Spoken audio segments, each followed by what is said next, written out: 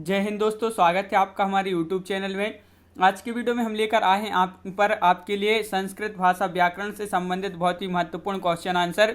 तो वीडियो को पूरा अवश्य देखना है। अगर आप चैनल पर पहली बार आए तो चैनल को सब्सक्राइब कर लें, बेल आइकन दबाएं, ऑल पर क्लिक करें ताकि ऑल वीडियो की जानकारी सबसे पहले आपके यहाँ तक पहुँचे। ज़्यादा से ज़्यादा वीडियो को शेयर करना है और वीडियो को लाइक करना ना भूलें। तो आज का अपना यहाँ पर फर्स्ट क्वेश्चन देख लेते हैं कि संस्कृत शब्द का अर्थ क्या है। तो आपका संस्कृत शब्द का अर्थ आपके लिए यहाँ पर बताना है, तो क्या होगा इसका सही अर्थ। तो आज का फर्स्ट क्वेश्चन है और इसका जो सही आंसर है वह आपका विकल्प नंबर डी यानी कि उपरोक्त सभी। आंसर अगर आपसे बनता है तो आप कमेंट में आंसर जरूर बताते जाएं क्या होगा सही आंसर। तो यहाँ पर परिष्कृत भी और शुद्ध और निर्दोष, ये जो है उपरोक्त सभी आपका यहाँ पर सही आंसर है। क्वेश्चन नंबर 2 आपसे यहाँ पर पूछा गया है संस्कृत भाषा को कहा जाता है, तो क्या कहा जाता है ये आपके लिए बताना है। क्वेश्चन नंबर 2 का राइट आंसर क्या होगा। 4 विकल्प आपके यहाँ पर दिए गए हैं। तो संस्कृत भाषा को कहा जाता है, क्या कहा जाता है। तो क्वेश्चन नंबर 2 का राइट आंसर है आपका यहाँ पर उपरोक्त सभी। उपरोक्त सभी आपका यहाँ पर सही आंसर है, बिल्कुल सही। जिन्होंने उपरोक्त सभी बताया है उनका यहाँ पर सही आंसर होगा। क्वेश्चन नंबर 3 आपसे यहाँ पर पूछा गया है, क्या पूछा गया है कि उत्तर प्रदेश राज्य में संचालित संस्कृत शिक्षण की मुख्यतः कितने स्तर हैं। तो यूपी में बताने हैं आपके लिए संचालित संस्कृत शिक्षण के मुख्यतः कितने स्तर हैं, 3, 4, 5 या 6। तो क्वेश्चन नंबर 3 का राइट आंसर है यहाँ पर जो है वह कितने हैं, 4 स्तर हैं। कितने स्तर हैं, 4 स्तर आपका यहाँ पर विकल्प नंबर बी राइट आंसर होगा। क्वेश्चन नंबर आपका यहाँ पर जो 4 पूछा गया है वह क्या पूछा गया है यहाँ पर देख लेते हैं। तो देखिए यहाँ पर अगर 4 स्तर की बात करें तो प्राथमिक स्तर, उच्चतर माध्यमिक स्तर और माध्यमिक स्तर और उच्च स्तर, तो ये जो है 4 स्तर हैं। अगला क्वेश्चन क्या है, क्वेश्चन नंबर 4 प्राथमिक स्तर पर संस्कृत शिक्षण के क्या उद्देश्य हैं। प्राथमिक स्तर पर, तो प्राथमिक स्तर पर संस्कृत शिक्षण की क्या उद्देश्य हैं, क्वेश्चन नंबर 4 में आपके लिए बताना है। तो क्या होगा इसका सही आंसर बताइए यहाँ पर। क्वेश्चन नंबर 4 है अपना महत्वपूर्ण है और इसका जो सही आंसर है वह है विकल्प नंबर 1। प्राथमिक स्तर पर संस्कृत शिक्षण की क्या उद्देश्य हैं, फलों, वस्तुओं, जानवरों, लिंग, वचन और सर्वनाम को छोटे छोटे वाक्यों के माध्यम से सिखाना, ये जो है प्राथमिक स्तर पर संस्कृत शिक्षण की उद्देश्य हैं। तो विकल्प 1 आपका यहाँ पर सही आंसर है। तो क्वेश्चन नंबर 5 देख लेते हैं यहाँ पर क्या पूछा है। पाणिनि ने संस्कृत वर्णमाला को कितने सूत्रों में प्रतिपादित किया है। तो 12 सूत्रों में, 16 सूत्रों में, 14 सूत्रों में या 18 सूत्रों में। पाणिनि ने बताना है आपके लिए, पाणिनि ने संस्कृत वर्णमाला को कितने सूत्रों में प्रतिपादित किया है। तो आपका सही आंसर है 14 सूत्रों में। 14 सूत्रों में आपका यहाँ पर विकल्प नंबर जो बी दिया गया है वह आपका यहाँ पर सही आंसर है, विकल्प नंबर बी आपका राइट आंसर है। क्वेश्चन नंबर 6 आपसे यहाँ पर जो पूछा गया है, क्या पूछा गया है क्वेश्चन नंबर 6, तो यहाँ पर देख लेते हैं। ये है आपका क्वेश्चन नंबर 6। देखिए प्रत्याहार कितने वर्णों से बनता है, 2, 3, 4 या 5, ये आपके 4 विकल्प दिए गए हैं। तो जो प्रत्याहार है ये कितने वर्णों से बनता है, तो आपका यहाँ पर सही आंसर है क्वेश्चन नंबर 6 का क्या होगा राइट आंसर। तो विकल्प नंबर 1 यानी कि 2 वर्णों से बनता है। 2 वर्णों से बनता है क्या, प्रत्याहार। तो प्रत्याहार 2 वर्णों से बनता है, ये आपके लिए याद रखना है। अगला क्वेश्चन क्या पूछा गया है, क्वेश्चन नंबर 7 आपसे यहाँ पर पूछा गया है कि प्रासंगिक प्रत्याहारों की संख्या कितनी होती है। तो क्वेश्चन नंबर 7 का राइट आंसर आपके लिए बताना है। तो प्रासंगिक प्रत्याहारों की संख्या कितनी होती है, 33, 43, 22, 42, ये आपके 4 विकल्प हैं। क्वेश्चन नंबर 7 है और 7 का राइट आंसर है आपका 43 होती है। कितनी होती है इनकी संख्या, 43 होती है। तो विकल्प नंबर बी आपका यहाँ पर जो है वह आपका यहाँ पर राइट आंसर होगा। क्वेश्चन नंबर 8 आपसे यहाँ पर पूछा है वर्ण कितने प्रकार के होते हैं, 2, 3, 4 या 5। क्वेश्चन नंबर 8 है आपका यहाँ पर महत्वपूर्ण क्वेश्चन पूछा गया है, संस्कृत व्याकरण की एक क्वेश्चन है, वर्ण कितने प्रकार के होते हैं। तो क्वेश्चन नंबर 8 का आपका जो सही आंसर है वह है आपका विकल्प नंबर 1 यानी कि 2 प्रकार की होते हैं। कितने प्रकार की होते हैं, 2 प्रकार की होते हैं। तो यहाँ पर देख लेते हैं वर्ण 2 प्रकार की होते हैं, स्वर और व्यंजन। क्वेश्चन नंबर 9 आपसे यहाँ पर पूछा गया है स्वर के कितने भेद हैं, 2, 3, 4 या 5। क्वेश्चन नंबर 9 का राइट आंसर आप बताइए यहाँ पर कि स्वर जो है, स्वर के कितने जो है भेद होते हैं। तो क्वेश्चन नंबर 9 का राइट आंसर है 3 भेद होते हैं स्वर के। 3 भेद होते हैं, कौन कौन से होते हैं? ह्रस्व स्वर, दीर्घ स्वर और प्लुप्त स्वर, ये 3 भेद होते हैं स्वर की। क्वेश्चन नंबर 10 आपसे यहाँ पर पूछा गया है, क्या पूछा गया है? ह्रस्व स्वर किसे कहते हैं?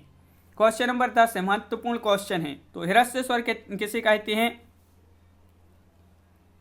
तो 10 का राइट आंसर है आपका यहाँ पर कि ह्रस्व स्वर कहते हैं किसे? जिस स्वर के उच्चारण में एक मात्रा का समय लगे।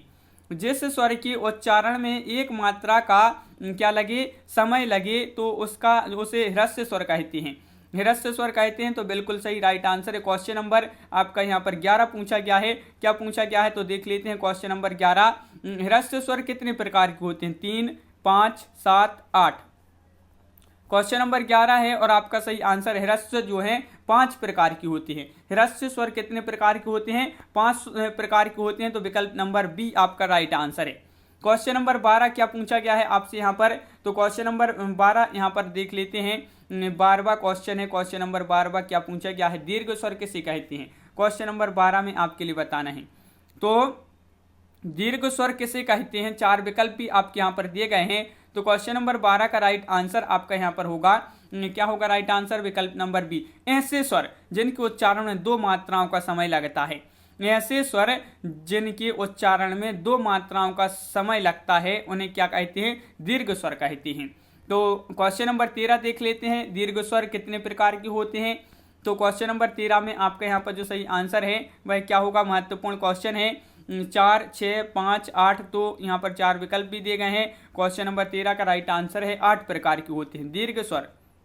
दीर्घ स्वर जो है ये कितने प्रकार के होते हैं? 8 प्रकार के होते हैं। आप देख सकते हैं ये जो है दीर्घ स्वर हैं।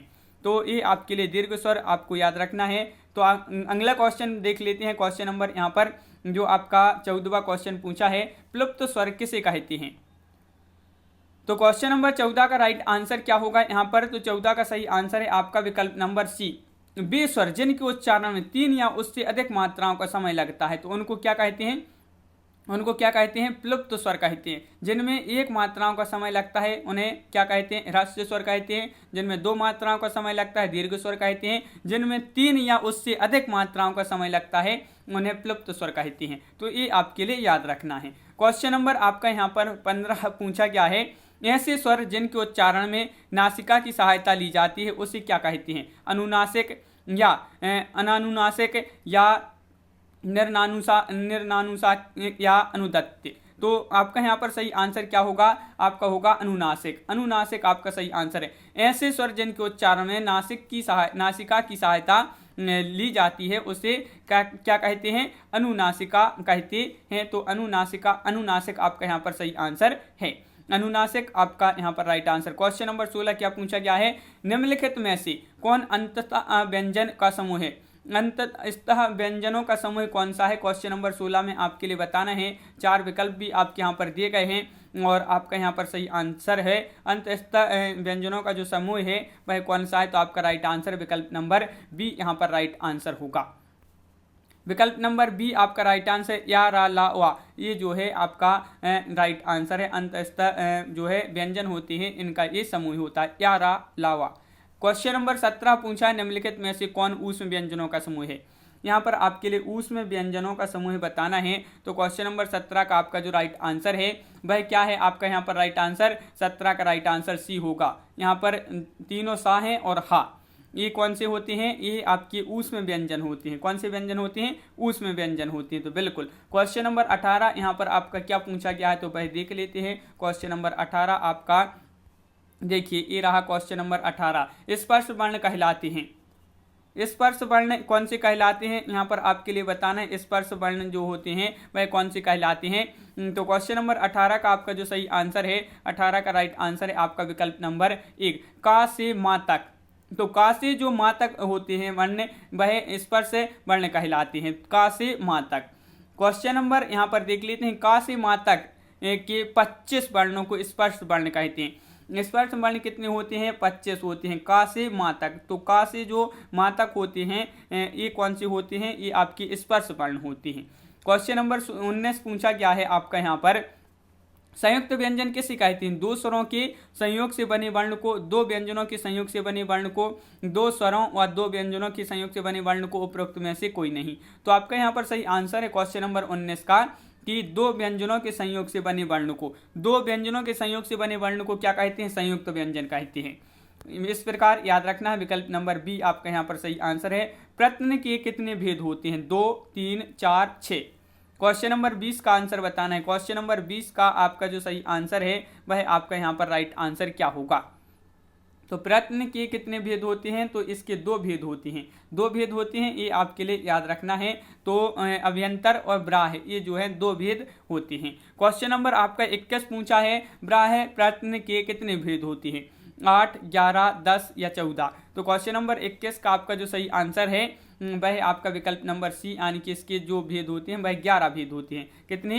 11 आपका यहाँ पर सही आंसर होगा। तो 11 आपके इस प्रकार यहाँ पर दिए गए हैं, ये आप देख सकते हैं, ये 11 भेद होते हैं। क्वेश्चन नंबर 22 आपसे पूछा है यहाँ पर व्यवहार का अर्थ क्या है? तो इसमें ये जो है इसका भेद होता है एक व्यवहार, और व्यवहार का अर्थ यहाँ पर बताना है। व्यवहार का अर्थ क्या होता है? तो 4 विकल्प आपके यहाँ पर दिए गए हैं, व्यवहार का अर्थ बताना है।